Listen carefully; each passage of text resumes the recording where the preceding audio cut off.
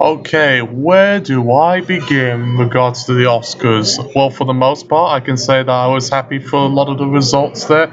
There were some very good choices, there were some very poor choices. For the most part, I'm happy to see Black Panther win quite a few there, as well as Black Klansman for adapted screenplay, and Olivia Colman playing How dare you! Close your eyes! For the favourite.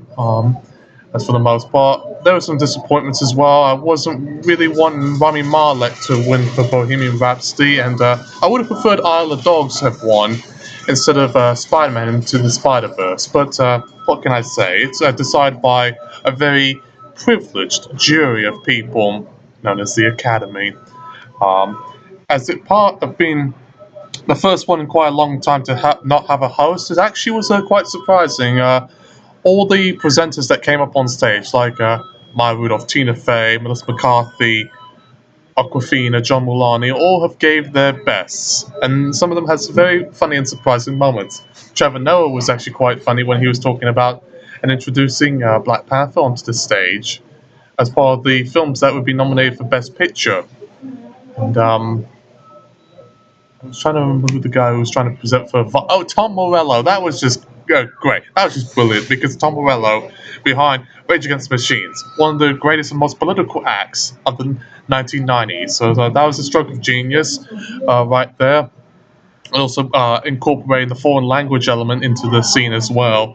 Again, Diego Luna and Javier Bardem to all talk about the foreign language categories and also Roma, the film that was also nominated and also managed to get about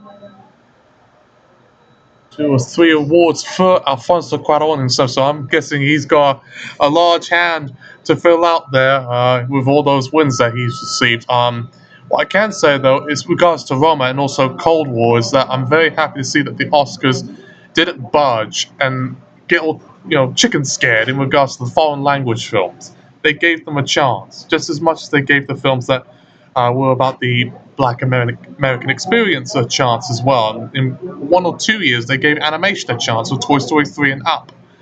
If they can do this a lot more than just pick the same old dramas over and over again, I think we could become getting somewhere. I'm not being trying to be PC or some sort of lefty or something, but it's always nice to see a little bit of mixing in every once in a while. You could even say about Mad Max Fury Road when it was nominated in 2016's Oscar campaign.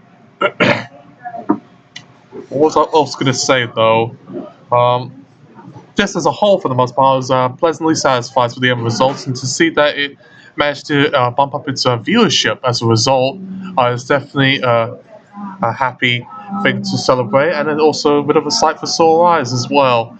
Because I know the Oscars have been kind of on the slump in terms of viewership as a result of, they're saying it's too political. How dare you? I think the most political situation that we got in that broadcast was what Spike Lee said about, vote for love versus hate come 2020. That was probably the most, what some might say, woke thing that occurred on that broadcast.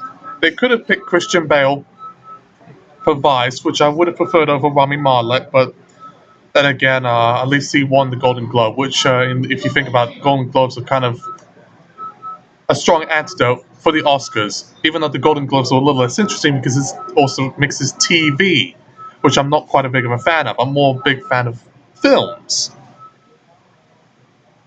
So with that being said, I'm definitely gonna keep an eye out on some of the films that will be coming out later this year that might grab Oscar or Golden Globe attention, but I also might give a chance on the Image Awards, which might be coming out, I believe, next month or in April. But if anything, I'll probably do a video on that as well.